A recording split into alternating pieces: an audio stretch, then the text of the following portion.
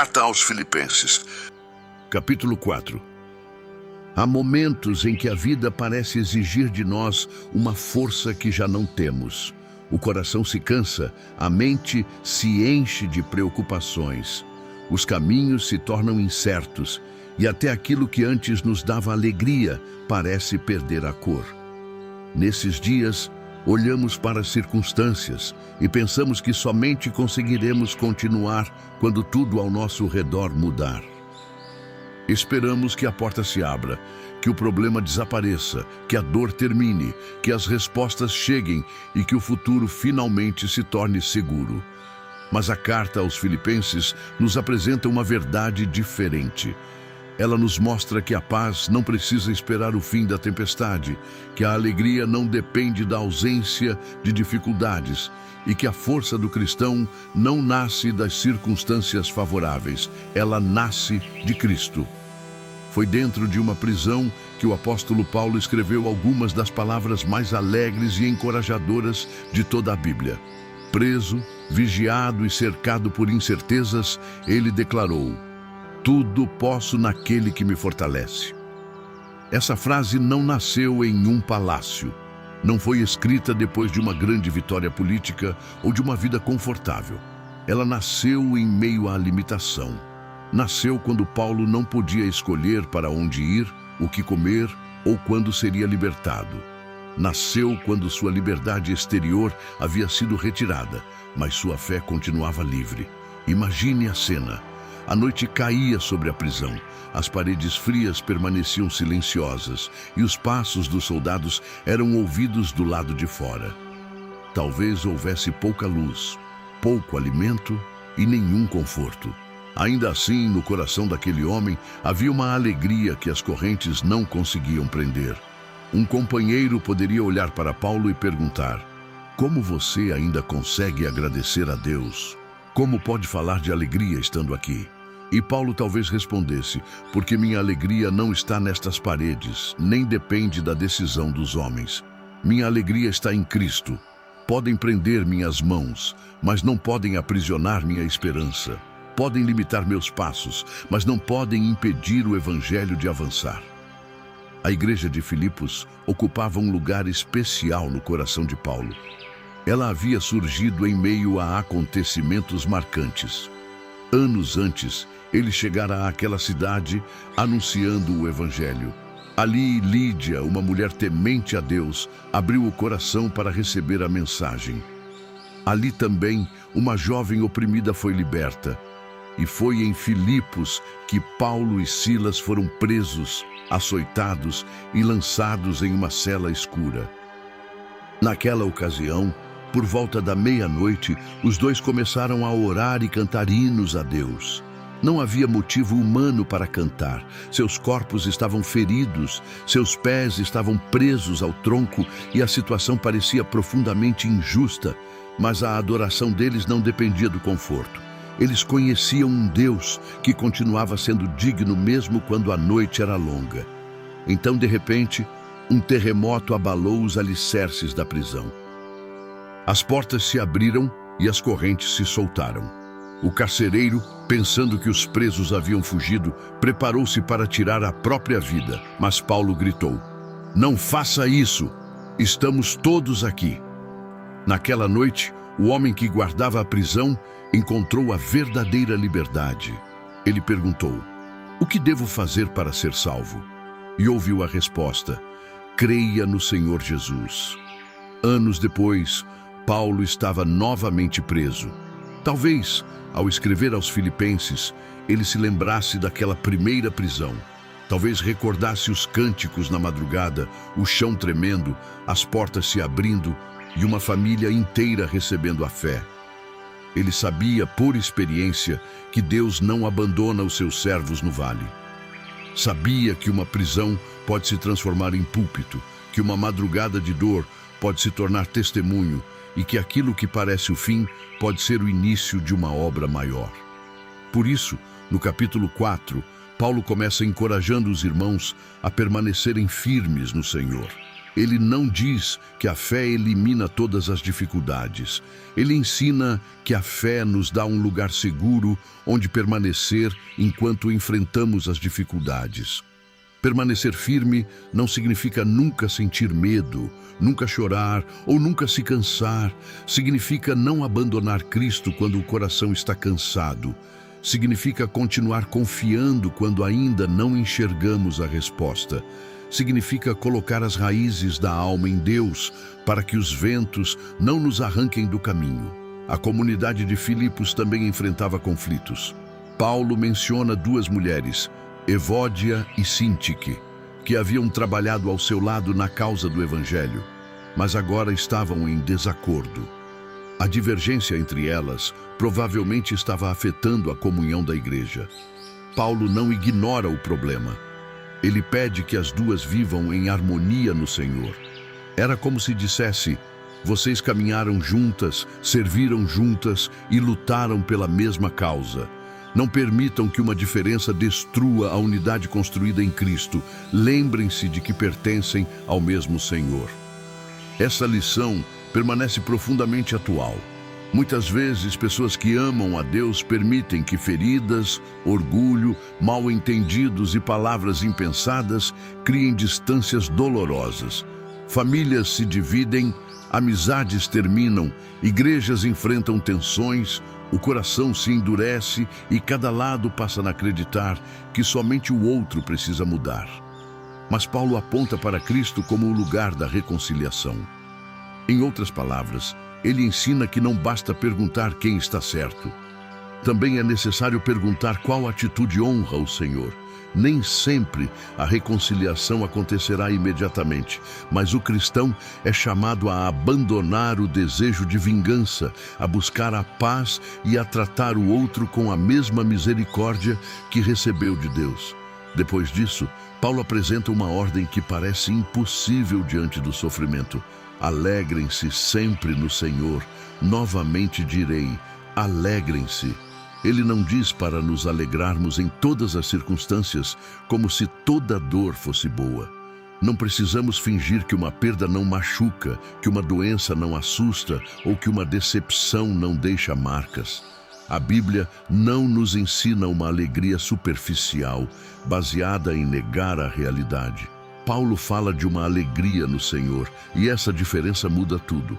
Alegrar-se no Senhor é lembrar que mesmo quando algo está errado, Deus continua sendo bom. É reconhecer que uma fase difícil não apaga as promessas eternas. É saber que a dor pode tocar nossa história, mas não pode cancelar nossa identidade em Cristo. É compreender que o sofrimento possui limites, enquanto o amor de Deus não tem fim. Talvez alguém dissesse a Paulo: mas como posso me alegrar quando o meu coração está quebrado? E ele responderia: não se alegre pela ferida, alegre-se porque o Senhor está perto de você enquanto a ferida cicatriza. Não se alegre pela perda, alegre-se porque nem mesmo a morte pode separar você do amor de Cristo. Não se alegre pela tempestade, alegre-se porque Jesus continua no barco. Em seguida, Paulo afirma: perto está o Senhor. Essas palavras são um abrigo para a alma.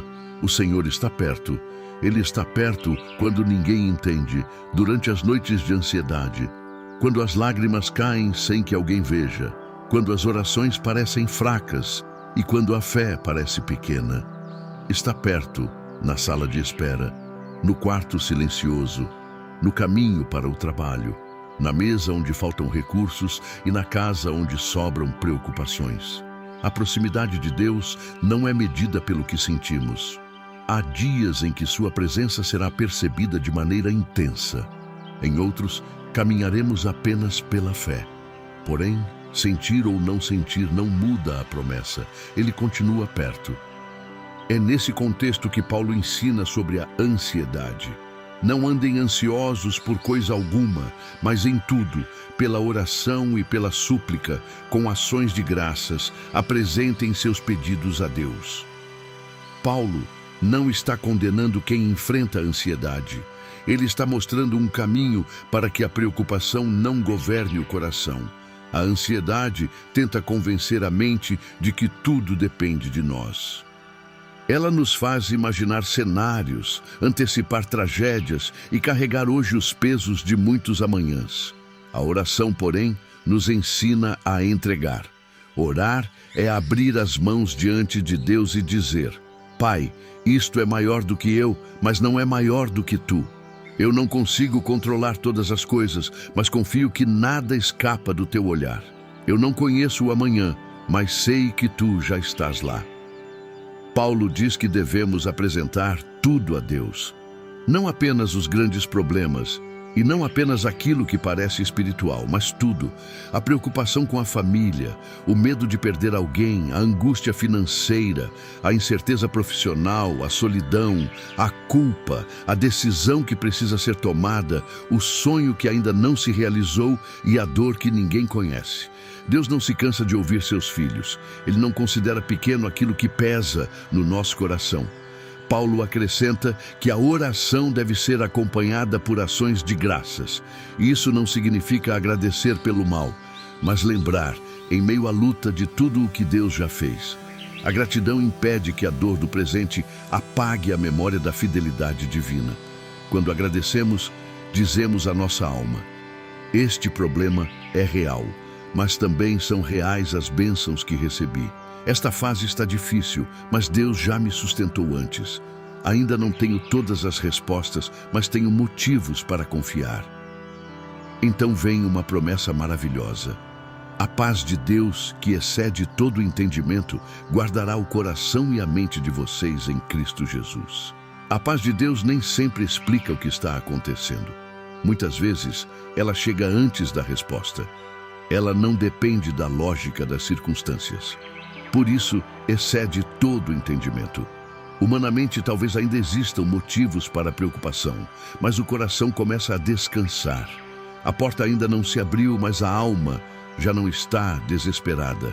O diagnóstico ainda não mudou, mas uma força inexplicável sustenta a família. O futuro ainda parece incerto, mas a presença de Deus se torna mais real do que o medo. Paulo usa a imagem de algo que guarda o coração e a mente. Assim como soldados protegiam uma cidade, a paz de Deus protege o interior daquele que entrega suas preocupações ao Senhor. Isso não significa que pensamentos difíceis nunca voltarão. Significa que, quando voltarem, encontraremos um lugar para levá-los. A cada pensamento de medo, podemos responder com oração. A cada lembrança dolorosa, podemos buscar a verdade de Deus. A cada cenário imaginado pela ansiedade, podemos declarar: minha vida não está nas mãos do acaso. Ela está nas mãos do Senhor. Paulo então fala sobre o domínio dos pensamentos. Ele orienta os cristãos a pensarem naquilo que é verdadeiro, respeitável, justo, puro, amável, de boa fama, excelente e digno de louvor. A mente é um campo onde muitas batalhas espirituais acontecem. Aquilo que alimentamos dentro de nós influencia nossas emoções, nossas escolhas e nossa maneira de enxergar a vida. Se alimentarmos constantemente a mente com medo, comparação, ressentimento e desespero, nosso coração ficará cada vez mais pesado. Se repetirmos mentiras como "ninguém se importa comigo", "não existe esperança", "Deus me abandonou" ou "minha vida nunca vai mudar", começaremos a viver como se essas mentiras fossem verdadeiras. Por isso, Paulo ensina que precisamos direcionar os pensamentos. Não se trata de pensamento positivo vazio, trata-se de pensamento fundamentado na verdade de Deus. Quando a mente disser: "você está sozinho", lembre-se, perto está o Senhor. Quando o medo disser: "você não vai suportar", recorde, tudo posso naquele que me fortalece. Quando a culpa disser: "não existe perdão para você", responda com a graça de Cristo, que purifica e restaura todo aquele que se arrepende. Quando o futuro parecer escuro, lembre-se de que Deus continua conduzindo a história, mesmo quando não enxergamos o caminho inteiro. Talvez a mente seja como uma casa. Nem todo pensamento que bate à porta deve receber permissão para entrar. Alguns pensamentos precisam ser confrontados, outros precisam ser entregues. Há pensamentos que chegam carregando medo, acusação e desânimo, mas não somos obrigados a oferecer-lhes um lugar permanente. Podemos perguntar: isso é verdadeiro? Isso está de acordo com o caráter de Deus? Isso me aproxima da fé ou me aprisiona no medo? Dominar os pensamentos não significa controlar perfeitamente tudo o que surge na mente. Significa decidir quais pensamentos serão alimentados, acreditados e transformados em direção para a vida. Depois de ensinar sobre a mente, Paulo apresenta sua própria experiência. Ele agradece aos filipenses pelo cuidado que demonstraram, mas esclarece que não estava falando por necessidade desesperada. Ele havia aprendido a viver contente em toda e qualquer situação. A palavra mais importante aqui talvez seja aprendi. O contentamento não apareceu automaticamente. Paulo aprendeu.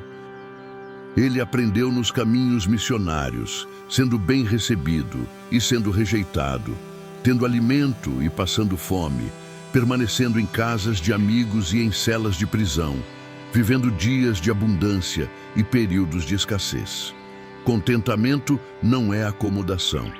Não significa desistir de crescer, de trabalhar ou de orar por mudanças. Contentamento significa não permitir que a falta de algo roube nossa capacidade de reconhecer a presença de Deus. A pessoa contente pode desejar uma situação melhor sem desprezar o que já possui.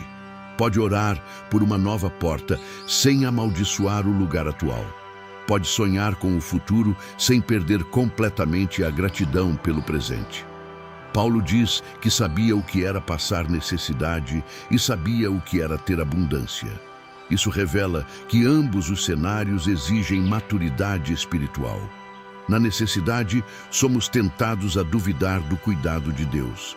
Na abundância, somos tentados a esquecer que precisamos dele. Na escassez, o coração pode ser dominado pelo medo. Na prosperidade, pode ser dominado pelo orgulho. Paulo aprendeu o segredo. Cristo era suficiente em todas as estações. Então, chegamos à famosa declaração: tudo posso naquele que me fortalece. Essas palavras não significam que podemos realizar qualquer desejo, alcançar qualquer sonho ou evitar qualquer sofrimento simplesmente porque temos fé. Paulo não estava dizendo que podia conquistar qualquer coisa que imaginasse. Ele estava dizendo que em Cristo podia atravessar qualquer situação que Deus permitisse. Ele podia enfrentar a abundância sem se afastar do Senhor. Podia suportar a escassez sem perder a fé. Podia ser honrado sem se tornar orgulhoso. Podia ser humilhado sem permitir que sua identidade fosse destruída. Podia estar livre ou preso, alimentado ou faminto, cercado por amigos ou abandonado por muitos. Tudo podia enfrentar porque Cristo lhe dava forças. A força de Cristo nem sempre remove o peso imediatamente. Muitas vezes, ela fortalece nossos ombros para carregá-lo até o tempo da libertação. Ela não impede todas as lágrimas, mas não permite que as lágrimas sejam a palavra final. Ela não elimina todas as noites, mas mantém acesa uma luz no coração. Ela não explica todos os porquês, mas nos lembra de quem está conosco. Talvez você esteja atravessando uma situação que nunca imaginou enfrentar. Talvez tenha chegado a este momento pensando que já não possui forças. Talvez sua oração hoje seja apenas um suspiro. Cristo não exige que você produza uma força que não tem. Ele convida você a receber a força que vem dele. Imagine Paulo sentado naquela prisão, escrevendo cuidadosamente cada palavra. Ele pensa na igreja que ama e sabe que eles também enfrentam pressões, oposição e preocupações. Então sua mensagem parece atravessar os séculos e chegar até nós. Não baseiem a alegria naquilo que muda. Alegrem-se no Senhor. Não permitam que a ansiedade governe o coração. Orem, apresentem tudo a Deus. Protejam a mente com a verdade. Aprendam o contentamento. E quando pensarem que não podem continuar, lembrem-se de onde vem a força. Talvez alguém pergunte: Paulo, e se eu perder aquilo que tenho? Ele responderia: Cristo continuará com você. E se meus planos não acontecerem, o propósito de Deus ainda permanecerá. E se eu não souber o que fazer amanhã? Receba a graça necessária para hoje. E se minha força acabar? Então você descobrirá que a força de Cristo começa onde a sua termina. É fácil declarar tudo posso quando as coisas estão bem. O verdadeiro sentido dessa frase aparece quando o caminho se torna difícil. Tudo posso naquele que me fortalece significa: posso perdoar, mesmo quando fui ferido, porque Cristo me fortalece. Posso recomeçar, mesmo depois de uma queda, porque Cristo me fortalece. Posso continuar orando, mesmo sem ver a resposta, porque Cristo me fortalece. Posso permanecer fiel em uma geração confusa, porque Cristo me fortalece. Posso atravessar o luto sem perder a esperança eterna, porque Cristo me fortalece. Posso enfrentar a incerteza sem ser completamente dominado pelo medo, porque Cristo me fortalece. Isso não transforma o cristão em alguém insensível, transforma-o em alguém sustentado. Há dias em que a força de Cristo nos fará levantar, em outros ela apenas nos impedirá de desistir. Haverá momentos em que correremos com fé, em outros daremos um pequeno passo, e também haverá dias em que permanecer de pé já será uma grande vitória. Deus conhece nossa estrutura. Ele sabe quando estamos cansados e quando o coração está sobrecarregado. Ele não despreza o filho que chega diante dele sem palavras. Talvez sua oração seja: Senhor, eu não consigo. E a resposta de Cristo seja: você não precisa conseguir sozinho. O segredo da vida cristã não é a autossuficiência, é a dependência. O mundo diz: encontre força dentro de você. O Evangelho diz: encontre força em Cristo. O mundo diz: controle todas as coisas. O Evangelho diz: entregue aquilo que você não pode controlar. O mundo diz: você só será feliz quando tiver mais. Paulo diz: aprendi a estar contente em toda situação. O mundo diz: alimente todos os pensamentos que surgirem. A palavra ensina: pense naquilo que é verdadeiro, justo, puro e digno de louvor. A mensagem de Filipenses 4 nos conduz a uma vida interior protegida pela presença de Deus. Ela começa com firmeza, passa pela reconciliação, floresce na alegria, aprofunda-se na oração, guarda a mente com a paz, ensina o contentamento e termina revelando a fonte de toda a força, Jesus Cristo. Talvez hoje você esteja diante de uma escolha interior. Pode continuar carregando sozinho aquilo que tem pesado sobre sua alma, ou pode colocar tudo diante do Senhor. Feche os olhos por um instante e imagine suas preocupações em suas mãos. Veja cada medo, cada dúvida, cada nome, cada situação. Agora imagine-se colocando tudo aos pés de Cristo e diga em seu coração: Senhor Jesus, eu entrego aquilo que não consigo resolver. Entrego o futuro que não consigo prever. Entrego as pessoas que não consigo mudar. Entrego as feridas que não consigo curar sozinho. Entrego os pensamentos que têm roubado minha paz. Ensina-me a orar, a confiar e a permanecer contente em Ti. Guarda minha mente, fortalece meu coração, sê a minha força. Cristo não promete que nunca passaremos pelo vale, mas promete caminhar conosco. Ele não diz que nunca enfrentaremos necessidade, mas nos ensina que sua graça será suficiente. Ele não afirma que todas as portas se abrirão no momento que desejamos, mas garante que nenhuma prisão poderá impedir seu propósito. As correntes de Paulo não anularam sua missão. Pelo contrário, fizeram sua mensagem alcançar lugares que talvez nunca alcançasse de outra forma. Aquilo que hoje parece estar limitando você pode se tornar o cenário onde a fidelidade de Deus será revelada de maneira mais profunda. A espera pode ensinar confiança, a escassez pode ensinar dependência, a fraqueza pode revelar o poder de Cristo, a noite pode ensinar uma canção que os dias fáceis jamais ensinariam. E quando você olhar para trás, talvez não diga, eu fui forte o tempo todo. Talvez diga, houve dias em que pensei que não conseguiria, mas Cristo me sustentou. Houve noites em que chorei, mas sua presença não me abandonou. Houve caminhos que eu não entendia, mas sua mão me guiou. Houve momentos em que minha força terminou, mas a dele permaneceu. Esse é o verdadeiro testemunho de Filipenses 4. A alegria não vem de possuir uma vida perfeita, vem de pertencer a um Salvador perfeito. A paz não vem de controlar o amanhã, vem de conhecer aquele que segura o amanhã. O contentamento não vem de ter tudo, vem de reconhecer que em Cristo possuímos o que é mais importante. E a força não vem de acreditar que somos invencíveis, vem de admitir que somos dependentes daquele que nunca é vencido. Por isso, não permita que a circunstância atual defina o final da sua história. Não aceite como verdade toda voz de medo que surgir em sua mente. Não abandone a oração, porque a resposta está demorando. Não pense que Deus se esqueceu de você apenas porque o caminho está difícil. O Senhor está perto. Ore novamente, confie novamente e levante-se novamente. Talvez sua força seja pequena, mas o Cristo que habita em você continua sendo grande.